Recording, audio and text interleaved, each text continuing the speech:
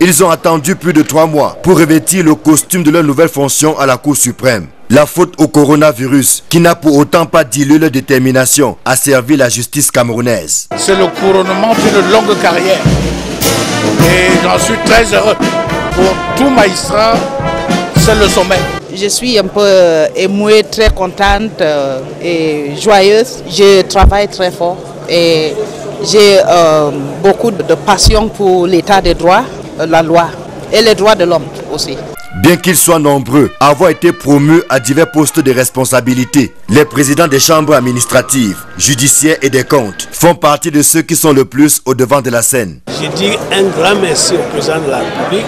Je pense qu'il a voulu que je mette à contribution mon expérience en nature bilingue pour rendre justice à tous les Camerounais. Les attentes sont nombreuses au moment où un vent nouveau souffle au siège et au parquet général de la Cour suprême. En meneur d'hommes, les responsables nommés le 10 août dernier entendent s'appuyer sur leurs collaborateurs afin de redorer le blason d'une justice camerounaise qui n'est pas à l'abri des critiques relatives notamment à sa lenteur. La chambre judiciaire, c'est le cœur de la justice camerounaise. J'ai 28 conseillers avec moi. Nous allons tous travailler ensemble. Et comme le premier président de la Cour suprême a dit aujourd'hui, il veut la qualité. Nous sommes là pour lui donner une justice de qualité. Il est vrai qu'il y a aussi un problème de lenteur judiciaire. C'est un problème qui est vieux comme la justice elle-même. Je peux vous rassurer que d'ici quelques mois, il sera impensable de dire qu'un arrêt rendu par la Cour suprême passe même 2 semaines sans être signé et donné au parti.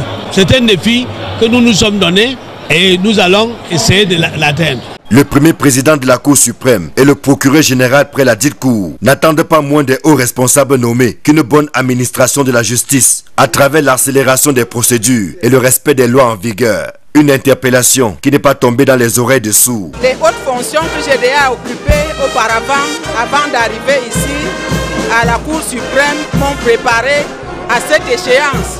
Parce que ici, c'est le sommet de la justice. Je vais continuer à travailler avec la même ardeur et la même abnégation que par le passé pour participer au développement du droit, à la production de la jurisprudence et à la garantie des droits humains et des libertés fondamentales. La fête commencée à la Cour suprême s'est achevée par des réjouissances en famille autour des agapes et des messes d'action de grâce pour implorer le Très-Haut.